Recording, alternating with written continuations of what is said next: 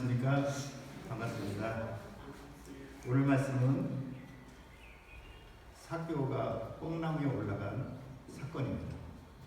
오늘 말씀을 통해서 다 함께 예수님을 만난 삭개오와 같은 저희들이 되시길 기도합니다. 예수님을 오늘 말씀은 삭개오는 돌 무화과 나무인데 옛날 한국 성경은 뽕나무로 되어 있습니다. 제가 뽕나무 텀이라고 했습니다. 뽕나무에 올라갔습니다. 삭개오에게 있어서 뽕나무는 예수님이 가장 잘 보이는 장소, 예수님을 만날 수 있는 VIP 장소였습니다. 예수님을 1대1로 만날 수 있는 만남의 장소. 오늘 우리의 뽕나무는 어디입니까? 어디에서 예수님을 만날 수 있습니까? 예수님의 음성이 들리고 예수님의 사랑을 체험하고 느낄 수 있는 장소. 우리 오늘의 뽕나무 한독교회에 오신 것을 환영합니다. 삭개오에게 있어서 가장 어려웠던 것은 그가 행한 행동 중에서 뽕나무에 오르는 것이었습니다. 신앙생활을 하면서도 가장 힘든 것도 교회까지 오는 것입니다. 방금 우리는 그걸 해냈습니다. 이제부터는 쉬운 걸 해보겠습니다. 다만 졸지만 않으시면 됩니다. 다 같이 기도하겠습니다. 은혜로우신 하나님 아버지, 주님의 음성을 듣고자 예배에 참석하였습니다. 신령과 진정으로 예배드리는 저가 되게 하시고, 삭개오야 속히 내려오라, 내가 오늘 내 집에 위하여 하겠다 하는 말씀을 동일하게 영접하는 시간 되게 도와주시옵소서. 예수님의 이름으로 기도했습니다. 우리가 살고 있는 독일은 1, 2차 세계전쟁의 주 무대였습니다. 우리 주위에서 만나는 사람들 가운데는 종종 70여 년 전 나치 활동하던 산 증인들도 있고, 숨기고 싶은 과거를 마음에 담고 살아가는 그 후손들도 있을 것입니다. 아우슈비츠 포로 수용소에서 수용된 사람들이 최고로 두려워하던 독일인 의사가 있었습니다. 그는 사람들을 생체 실험하고 많은 사람을 가스로 학살한 책임자였습니다. 회전 후 평생 망명생활을 하다가 아르헨티나에서 사망하였습니다. 저는 3월 그의 아들을 만나 식사하고 교제한 바가 있습니다. 그는 모든 것을 소유한 자였습니다. 그러나 그가 남긴 한마디가 제 마음에 아직까지도 짠하게 남아있습니다. 지금까지 누구도 자기를 초대한 적이 없다는 것이었습니다. 오늘 말씀에 그와 유사한 사람이 등장합니다. 그는 모든 것을 소유하였으나 영혼은 잃어버린 자가 되어버린 삭개오에 대한 이야기입니다. 1절을 보겠습니다. 여리고라는 동네에 삭개오라는 사람이 살고 있었습니다. 여리고는 지금은 팔레스타인 지역이지만 당시 중요한 상업 도시였습니다. 출애굽한 이스라엘 백성들이 처음으로 전쟁을 벌인 장소가 여리고입니다. 이스라엘 정탐꾼들이 기생 라합을 만난 곳도 여리고였고, 라합은 보아스의 어머니로 장차 예수님의 족보에 포함된 여인이 되었습니다. 신약시대에 예수께서 여리고성 밖에서 소경의 눈을 뜨게 하셨고, 선한 사마리아인의 비유는 예루살렘에서 여리고로 가는 길을 그 배경으로 삼고 있습니다. 여리고에 어떤 사람이 살고 있었습니까? 삭개오라는 사람이 있었습니다. 그의 직업은 무엇입니까? 그의 직업은 세리였습니다. 당시 세리는 로마 제국을 위해 세금을 거두어 로마에 상납하는 업무를 하였습니다. 문제는 정해진 금액 이상을 거두어 자신들의 몫으로 챙겼습니다. 따라서 로마의 앞잡이 노릇을 하는 세리들은 친로마파, 한국의 친일파처럼 친로마파로 불리며 매국노 취급을 받았습니다. 당시 회당에서 세리는 당시 회당에서 출교되어 공식적으로 예배에 참석할 수도 없었습니다. 세리와는 같이 밥도 먹지 않았습니다. 세리는 거짓말도 잘해서 재판의 증인도 될 수 없었습니다. 자기 주변에 남아있는 친구라고는 돈을 좋아하고 이기적인 세리들밖에 없었습니다. 삭개오라는 이름의 뜻은 청결함, 깨끗함, 순수함입니다. 삭개오 부모님이 아기 이름을 지을 때 이 아이는 밝고 깨끗하고 순수한 사람으로 자라나도록 하나님 앞에 기도하며 삭개오라고 이름을 지었을 것입니다. 그런데 그 동교와 가정은 모르겠으나 순수함과는 반대로 부정한 세리가 되었습니다. 2절을 보겠습니다. 삭개오는 대단한 부자였습니다. 삭개오는 자기 동족을 무자비하게 세무조사하여 자신의 재산을 점점 늘렸을 것입니다. 그리고 그는 상당한 인정을 받아 평범한 세리에서 세리장 압타일무스 라이터가 되었습니다. 그는 키가 작은 것을 빼면 신체적으로 그리 불편하지 않았고 부족함 없이 살아가는 것처럼 보입니다.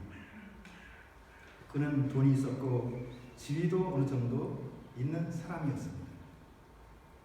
그는 목표를 쟁취하기 위해 사회적인 지탄도 마다하지 않았습니다. 이제부터 그는 그의 부와 지위를 누리며 살면 되는 것이었습니다. 그런데 그에게는 채워지지 않는 목마름이 있었던 것 같습니다. 돈과 명예로 채울 수 없는 영혼의 갈등이 있었습니다. 그는 정체성의 문제가 있었습니다. 사람들은 그를 악의 정체성인 죄인이라는 정체성을 부여했습니다. 그는 죄인이었고 출교당한 친로마파였습니다.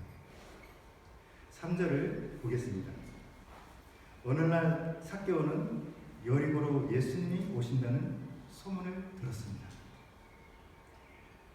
바로 얼마 전에도 누가복음 18장에서 예수님이 여리고 바로 옆 동네에서 소경된 거지의 눈을 뜨게 하셨습니다. 따라서 여리고에서도 예수님에 대한 이야기가 톱 뉴스였습니다. 삭개오가 근무하는 쫄 암티에서도 사람들은 예수님께서 병을 고치시고 귀신 들린 이들을 고쳐주신 이야기들로 가득했을 것입니다. 아마 삭개오가 퇴근 후 집에 저녁 식사할 때도 그의 자녀들은 예수님에 대한 이야기를 하였을 것입니다. 아빠, 갈릴리 출신 예수라는 사람이 있는데 그는 눈먼 바디메오를 다시 보게 하셨대. 죽었던 나사로를 살리셨대. 그의 설교를 듣는 자들이 모두 위로를 받는데. 그런데 아빠, 놀라운 일이 있어요. 가버나움에 사는 아빠 친구 세리 마태도 예수님의 제자가 되었대요. 그리고 그 예수님이 곧 우리 동네를 지나가신대요 하면서 예수님에 대한 이야기를 하였을 것입니다.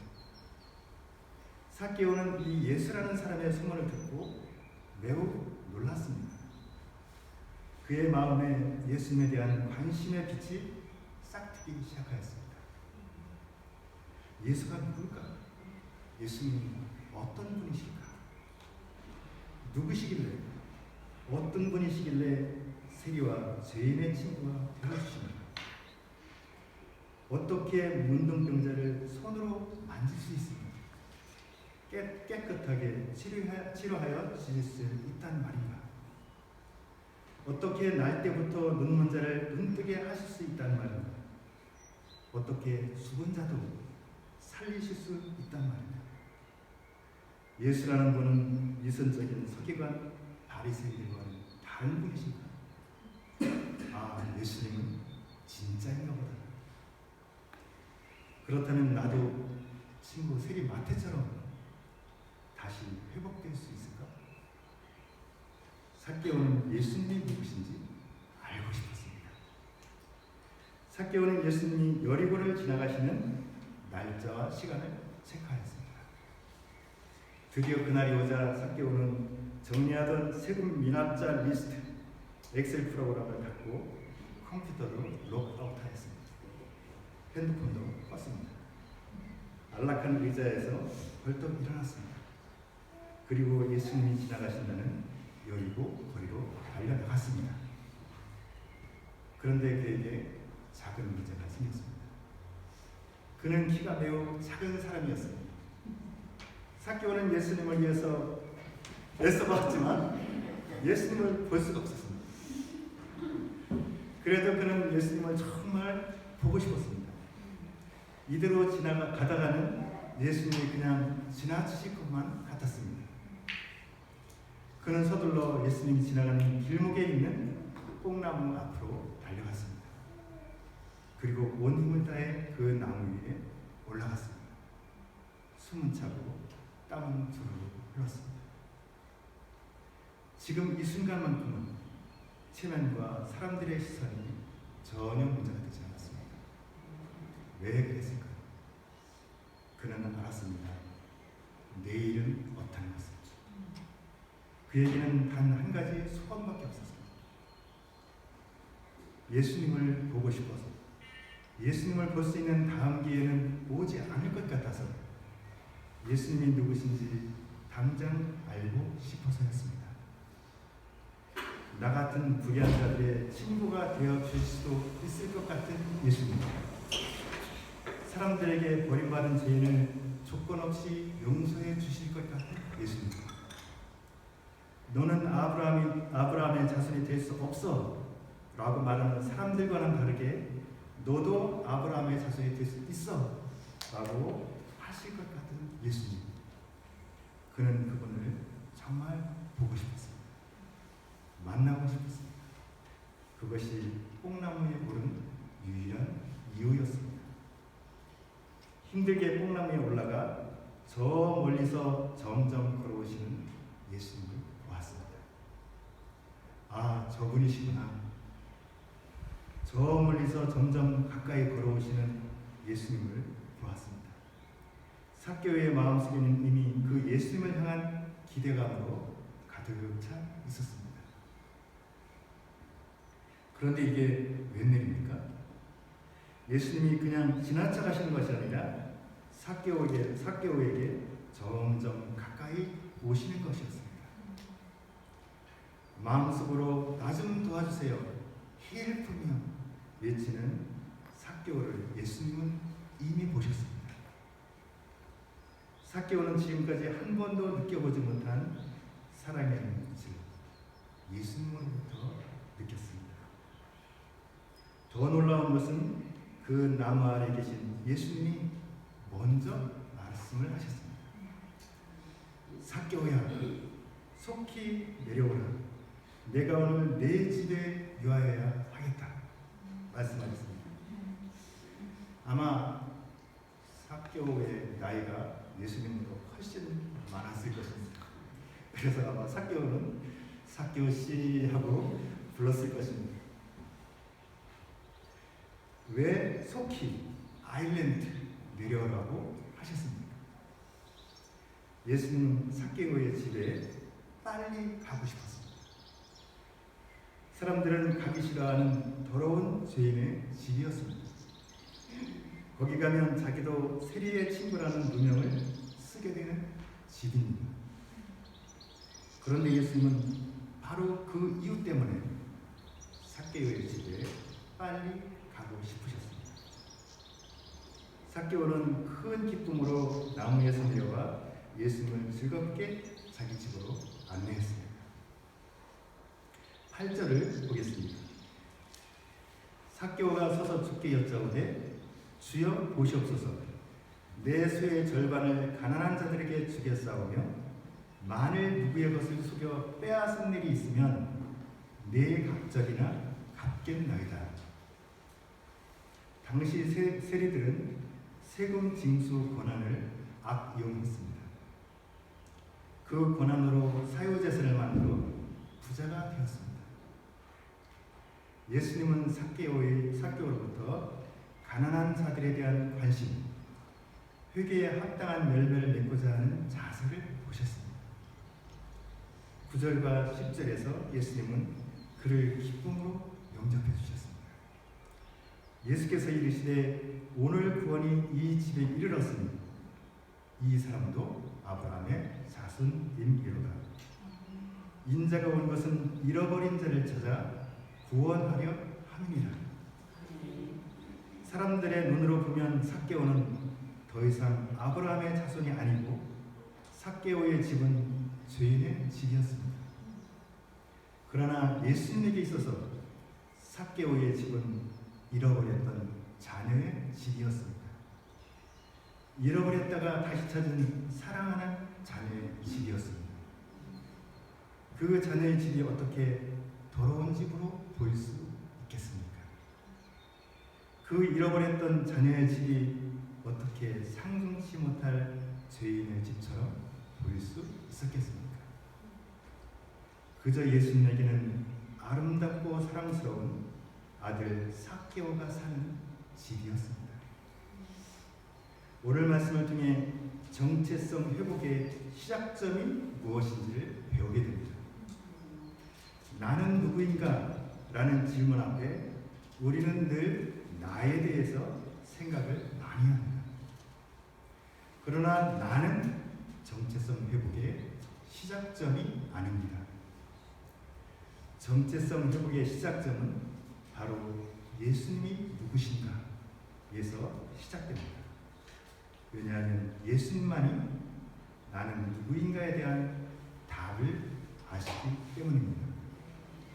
유대인들은 법과 규례를 위반하는 삭개오에게 죄인이라는 악의 정체성을 부여했습니다. 예수님께서 삭개오와 함께 그의 집으로 가시자 예수님까지도 죄인으로 낙인을 찍었습니다. 사람들이 예수님과 삭개오를 죄인이라고 부르며 수군거릴 때 예수님께서는 말씀하셨습니다. 오늘 구원이 이 집에 이르렀으니 이 사람도 아브라함의 자손이고 인자에 온 것은 잃어버린 자를 찾아 구원하려 함이니라. 이 예수님의 말 속에서 삭개오의 나는 누구인가에 대한 답이 있습니다.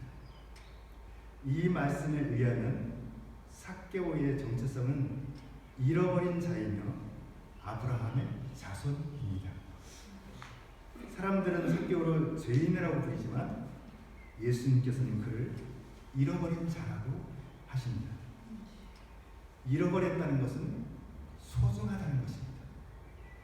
삭개오는 하나님께 지극히 소중한 영혼이며 하나님께서 잠시 잃어버렸던 자였습니다. 삭개오를 다시 찾기 위해 그 아들 예수님을 보내셨습니다. 삭개오가 아브라함의 자손, 하나님의 자녀로서 정체성을 회복하였을 때 참 자유인이 되었습니다. 사랑과 기쁨이 충만한 자가 되었습니다. 그 사랑과 기쁨을 막을 법은 세상에 없었습니다. 저는 오늘 말씀을 통해 예수님이 이 땅에 오신 목적이 무엇인가 배웠습니다. 잃어버린 자를 찾아 구원하러 오셨습니다. 창세기 3장에 보면 아담과 하와가 선악과를 따먹고 불순종의 죄를 범하였습니다. 그날 저녁에 선을 할 때에 아담과 하와가 하나님의 에덴 동산에서 거니시는 소리를 들었습니다. 그런데 죄를 범한 그들은 어떻게 하였습니까? 동산 나무 사이에 숨었습니다. 그때 동산을 거니시던 하나님이 뭐라고 하셨습니까? 아담아, 내가 어디에? 아담 보비스도. 아담아, 내가 어디 있느냐? 하나님이 아담이 숨은 장소를 몰라서 아담아 내가 어디 있느냐? 라고 질문하지 않으셨습니다. 내가 너를 도와주겠다. 내가 네 문제를 해결해 주겠다. 내가 너를 용서해 주겠다. 내 수치를 감싸 주겠다는 말씀이셨습니다. 하나님이 내가 어디 있느냐 하시며 잃어버린 삭개오를 찾으셨듯이 오늘도 우리 한 사람 한 사람을 찾고 계십니다. 세상에 의인은 없습니다. 모두 다 죄인입니다. 의인은 없나니 하나도 없다고 했습니다. 모두가 잃어버린 자입니다. 당시 여리고에는 수많은 사람들이 예수님을 보러 나왔고 거기에는 수많은 구경꾼들이 있었습니다. 구경꾼들은 삭개오의 집에 들어가시는 예수님을 보고 저가 죄인의 집에 들어간다 라고 판단하고 비판하였습니다. 이 구경꾼들의 모습이 우리에게도 있을 수 있습니다. 우리는 잃어버린 자들을 피하고 싶어합니다. 부담스러워합니다. 가난을 두려워하고 소외되는 삶을 싫어합니다. 잃어버린 자들의 문제에 끼어들기를 싫어합니다. 구경꾼들처럼 삭개오의 집에 들어가신 예수님을 보고 저가 죄인의 집에 들어간다라고 수군거리며 판단하기 쉽습니다. 이러한 구경꾼들은 예수님이 찾는 잃어버린 자가 아니었습니다. 잃어버린 자는 삭개오였습니다. 나의 정체성을 찾고자 뽕나무에 올라간 그의 행동, 세리이자 죄인이지만 예수님 앞에 나온 그의 결단, 그것이 잃어버린 자의 자세입니다. 예수님은 이 잃어버린 자를 찾아 구원하러 오셨습니다. 성경은 하나님을 떠나 하나님을 아버지로 만나지 못한 사람들을 잃어버린 자라고 정의합니다. 하나님 품을 떠나 있다면 육체의 부모님은 계실지 모르나 영혼은 고아입니다. 돈, 명예, 학벌, 외모, 성공, 공부 등이 삭개오 영혼의 아버지가 될 수가 없었습니다. 예수님은 잃은 자를 찾기 위해 이 땅에 성육신하셨습니다.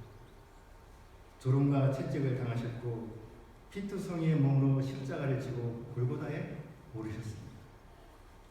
그리고 손과 발에 못이 박혀 십자가에 달리셨습니다. 그리고 십자가에서 6시간 동안 숨도 쉴 수 없는 고통을 당하시다 돌아가셨습니다. 엘리 엘리 라마 사박다니 나의 하나님 어찌하여 나를 버리셨나이까. 예수님은 하나님으로부터도 버림을 당하셨습니다.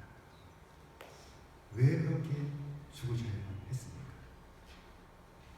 우리의 죄 때문입니다. 우리의 죄, 우리의 허물 때문에 예수님은 죽으셨습니다. 죄를 하나님은 정말 싫어하십니다. 미워하십니다. 진노하십니다. 그런데 예수님이 우리 대신 우리가 받아야 될 하나님의 저주와 진노와 죽음을 십자가에서 대신 지셨습니다. 우리의 죄가 무엇입니까? 예수님의 십자가의 사랑을 믿지 않는 것입니다. 영접하지 않는 것입니다. 살아계신 하나님을 부인하고 하나님께 영광 돌리지 않는 죄, 내 생명의 주인이신 하나님을 찾지 않고 자기 마음대로 살아가는 죄, 자신과 세상을 사랑하며 하나님께서 싫어하시는 죄를 범하는 삶, 이 모든 우리의 죄에 대한 진노를 예수님께서 대신 지고 가셨습니다. 예수님의 십자가의 피는 우리의 과거와 현재와 미래의 죄를 깨끗이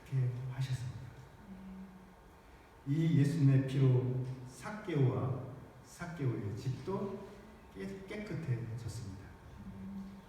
결론입니다. 오늘 지금 바로 이곳에서 잃어버린 나를 찾아오시는 분이 계십니다. 바로 예수님이십니다. 삭개오야 속히 내려오너라. 내가 오늘 내 집에 유하여야 하겠다 하시는 예수님의 말씀에 아멘 하시면 됩니다. 아멘. 삭개오처럼 있는 모습 그대로, 그리고 좀 많이 돌아와도 괜찮습니다. 우리 다 같이 6절 말씀, 5절 말씀을 읽고 마치겠습니다. 5절 시작. 예수께서 그곳에 일사 찾아오시고 이르시되 삭개오야 속히 내려오라. 내가 오늘 내 집에 유하여야 하겠다 하시니. 은혜로우신 하나님 아버지, 잃어버린 자를 찾아 이 땅에 오신 예수님 그러나 감사드립니다. 죄인들을 다시 찾아주시고 하나님의 자녀 삼아주신 것을 감사드립니다. 이제부로는 잃어버린 자들을 위해 기도하는 자가 되게 하여 주시고 사랑으로 감당하는 저희들에게 도와주시옵소서. 예수님의 이름으로 기도했습니다.